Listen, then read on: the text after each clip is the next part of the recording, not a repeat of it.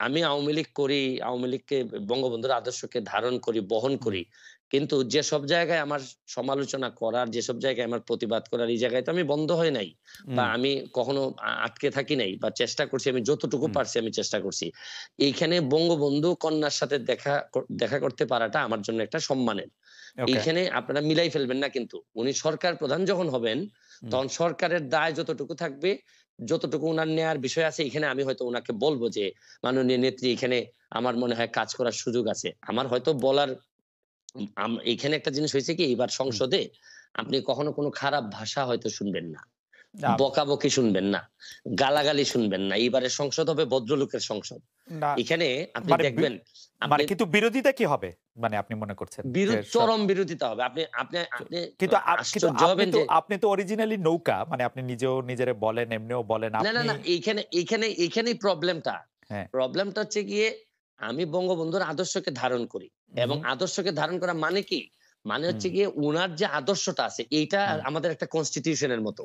যে ওকে, হাইকোর্ট কিন্তু কনস্টিটিউশন কে মানে।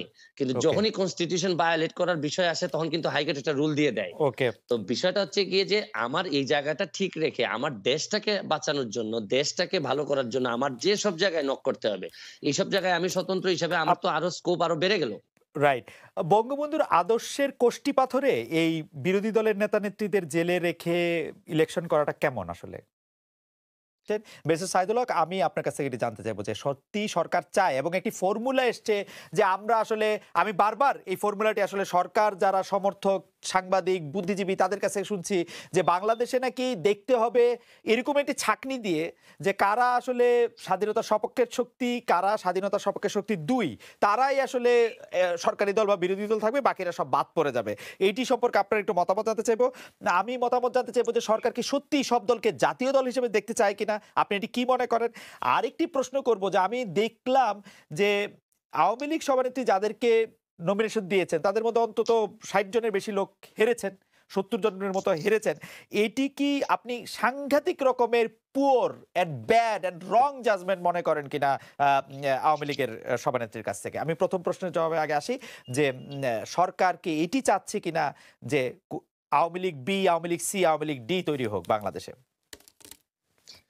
দেখেন, আমি যে উত্তরটা শুরু করার সময় একটা কথা বলতে চাই যে, আমি পড়ছিলাম ছোটবেলায় যে, "অধিকার ছাড়িয়া দিয়া অধিকার রাখিবার মতো বিড়ম্বনা আর নাই।" বৈধতা দিলেন। এটা হচ্ছে গিয়ে, আমি ব্যক্তিগতভাবে মনে করি, আপনারা আপনার মত দ্বিমত এটা। করতে পারেন। আপনার মত এটা। না, জি, এটা আমার মত। হচ্ছে গিয়ে যে, জি। আমি যখন যে নির্বাচনে যান, আমি আপনার কাছে ক্ষমতা দিয়ে দিলাম। হুম, ভাই হুম, যান। আপনি আপনার সাথে আমি নাই। আপনার হুম, আন্ডারে আমি নির্বাচন করব না। তারপরে এই নির্বাচন কিরকম হইছে এটা নিয়ে তর্ক-বিতর্ক করা, আমি আমার জায়গায় স্ট্যান্ডিং থাকবো যে, শুনেন, আমি যে কারণে আপনার আন্ডারে নির্বাচন করতে চাইনি, এইটা নিয়ে আমার বিভিন্ন বৈধতা থাকতে পারে, যৌক্তিক ও অযৌক্তিক দাবি থাকতে পারে। এই দাবি কিন্তু উনাদের কিন্তু এখন আর এই জায়গায় নাই। যেমন ধরেন, আমি স্বতন্ত্র। কিন্তু স্বতন্ত্র হইল ২ টা জায়গায় আমার। আপনি আমাকে আনকম্প্রোমাইজিং। একটা হচ্ছে গিয়ে যে, আমি বঙ্গবন্ধুকে ধারণ করি, বঙ্গবন্ধুকে বহন করি। আরেকটা হচ্ছে গিয়ে মুক্তিযুদ্ধের সপক্ষের শক্তি হিসাবে আমি নিজেকে দাবি করি এবং এই অনুযায়ী কাজ করি। এই জায়গাটাকে আপনি যদি বলেন যে, এই জায়গা যেহেতু আপনি মানেন, তাইলে আপনি বি টিম। তাইলে হুম। আমি সম্মানের সাথে আপনার সাথে দ্বিমত করতে চাই।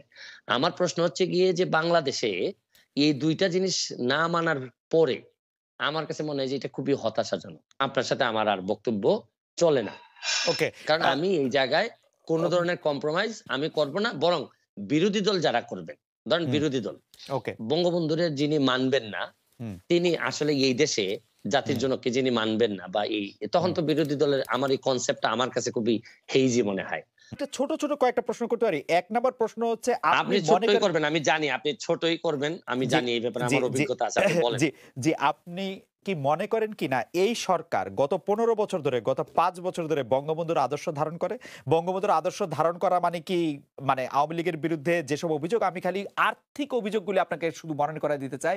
আমি শুধু মনে করে দিতে চাই আওয়ামী লীগের সরকাররা কিরকম আওয়ামী লীগের সরকারে যারা ছিল তারা কিরকম আঙ্গুল ফুলে কলা গাছ হয়েছে সেটা আমি না, শুধু মনে করে দিতে এইখানে চাই আমি উত্তর মানবাধিকার। দিচ্ছি আপনাকে। আমি আপনি এই কি জায়গাতেই মুক্তিযুদ্ধের থাকতে চাই। চেতনা বলতে এ আপনি এ মুক্তিযুদ্ধের এই চেতনা এই বলতে আপনি এই জায়গা মনে করেন যে এই জায়গায় যে থাকতে চাই। ভোট হবে এই হচ্ছে এই আমরা এই জায়গায় আমি থাকতে আর চাই। দামি?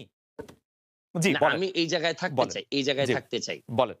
এই যে দুর্নীতি, জি, দুর্নীতি হচ্ছে গিয়ে শরীরটার মধ্যে নিজের শরীরে ক্যান্সার হওয়ার মতো। যে হুম, জায়গাটাতে ক্যান্সার হবে, এই জায়গাটা কেটে ফেলতে হবে। এখন আপনি এইসব বিষয়ে আমি সারা দিন আপনার সাথে আলোচনা করতে রাজি। বঙ্গবন্ধুর চেতনা, বঙ্গবন্ধুর আদর্শ মানে একই সাথে আপনি এই কথা বলে আপনি দুর্নীতি করতে পারবেন না। এই দুর্নীতি যেদিন আপনি করবেন তখন আপনার এই জায়গাটাকে আপনি আপনি আসলে রীতিমতো আপনি এই জায়গাটাকে নষ্ট করে দিলেন। এই ব্যাপারে আপনার সাথে আমার কোনো দ্বিমত নাই। ধরেন আপনি দুর্নীতি বলেন, সন্ত্রাস বলেন, মাদক বলেন, এগুলা তো আল্টিমেটলি আমাদের যেভাবে কনস্টিটিউশনের বাইরে যায়, বঙ্গবন্ধুর আদর্শের বাইরে যায়। এই ব্যাপারে আমি কিন্তু আপনার সাথে কোনোভাবেই দ্বিমত করব না। এবং এই কারণেই আমার যে ব্যারিস্টার সুমন হয়ে ওঠার যে গল্প, এখানে কিন্তু দেখেন আমার আওয়ামী লীগ করেও আওয়ামী লীগের প্রচার সম্পাদকের বিরুদ্ধে আমি মামলায় বাদী। আমি আওয়ামী লীগ করেও আমি যতজন মন্ত্রীর বিরুদ্ধে আমি কথা বলছি সবই হচ্ছে গিয়ে দুর্নীতি সংক্রান্ত বিষয় নিয়ে আমি কথা বলছি। আমি বলছি যে এটা কোনোভাবেই বঙ্গবন্ধুর আদর্শ হইতে পারে না। আমার সাথে আমি যুবলীগের আইন সম্পাদক হিসাবে অব্যাহতি পাই কেন? আপনি এটাও জানেন যে আমি যুবলীগের আইন সম্পাদক, আপনি প্রথম আমার ইন্টারভিউ নেন যুবলীগের আইন সম্পাদক হওয়ার পর। আমার অব্যাহতির কারণটা কি ছিল? আমার কারণটা ছিল আমি বলছিলাম যে একজন ওসি সাহেব আওয়ামী লীগ করার দরকার নাই। আমি বলছিলাম যে উনার এই মিছিল মিটিং করার দরকার নেই, আওয়ামী লীগ করার জন্য যথেষ্ট পরিমাণ মানুষজন আছে। কিন্তু এই ক্ষেত্রে তারপর আমাকে অব্যাহতি দেওয়া হলো। এখানে একটা মিসআন্ডারস্ট্যান্ডিং থেকেই যায়। আমি বলছি বাংলাদেশের হয়েছে কি, আপনি বাংলাদেশের আদর্শ, রাষ্ট্র, সরকার প্রধান, দলীয় প্রধান, এগুলার মানুষ এমন ভাবে গুলাই ফেলে যে এখন আমরা এক জায়গায় নিয়ে কথা বলতে পছন্দ করি। আসলে কিন্তু আমি সরাসরি প্রশ্ন করি, শেখ হাসিনা বঙ্গবন্ধুর আদর্শ ধারণ করেন বলে আপনি মনে করেন কিনা? অবশ্যই। আর মুক্তিযুদ্ধের চেতনার মধ্যে আপনি বলে রাখছেন, আপনি আমাদেরকে বলছেন, অনেক দর্শক আমাদেরকে দেখছেন, আপনারা শুনলে আসলে দর্শকরা 46,000 দর্শক একসঙ্গে লাইভ দেখছেন ইউটিউবে, এটি বড় নাম্বার।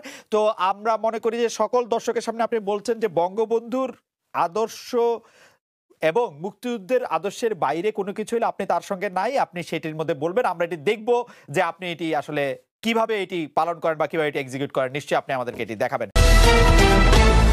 আপনাদের কি পরামর্শ দেন যে সার্জিস 155টা গাড়ি লয়ে বাইর হয়?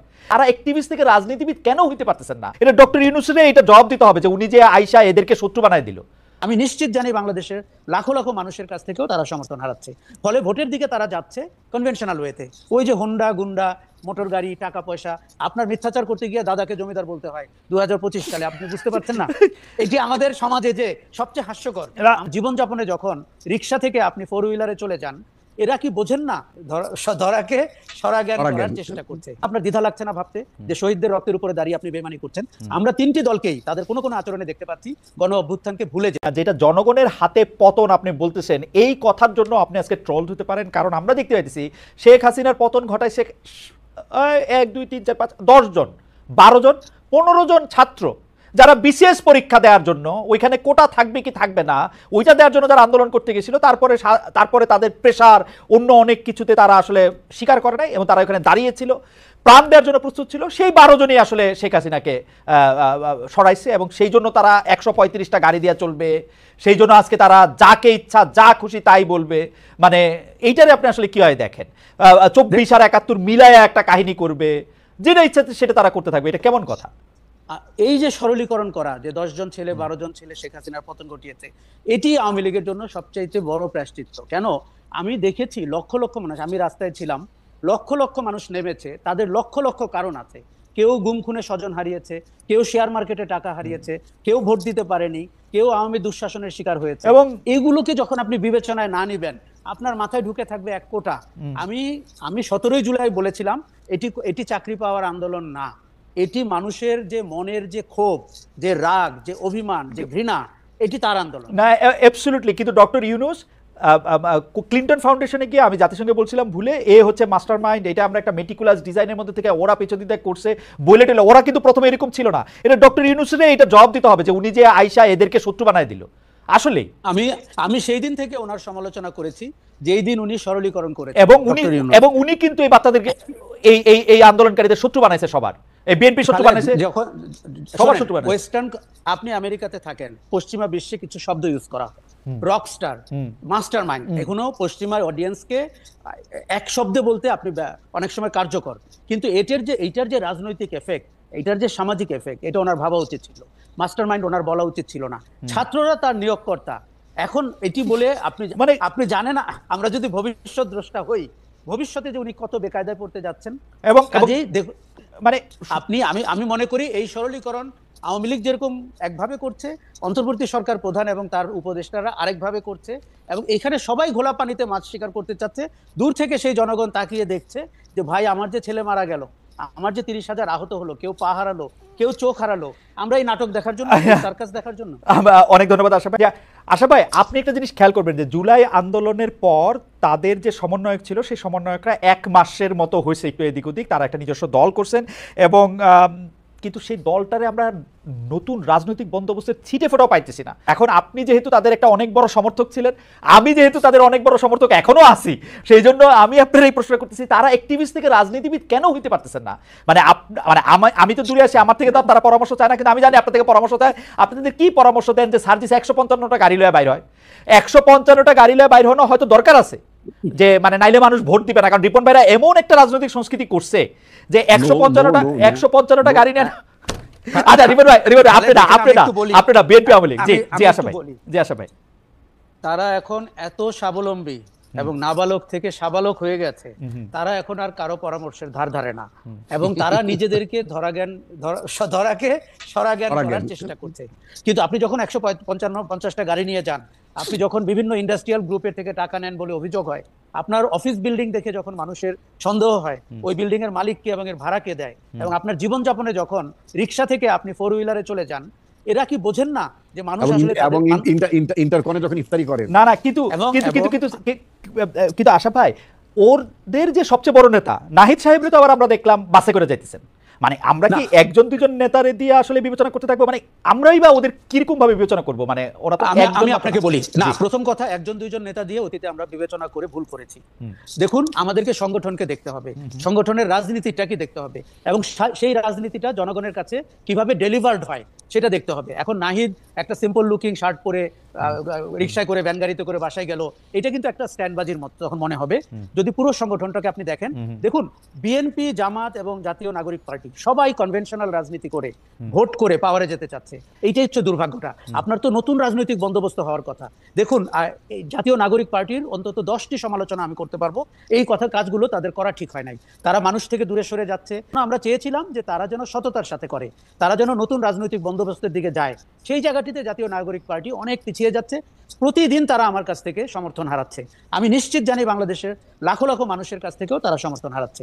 ফলে ভোটের দিকে তারা যাচ্ছে কনভেনশনাল ওয়েতে। ওই যে হোন্ডা, গুন্ডা, মোটর গাড়ি, টাকা পয়সা, আপনার মিথ্যাচার করতে গিয়ে দাদাকে জমিদার বলতে হয় 2025 সালে, আপনি বুঝতে পারছেন না?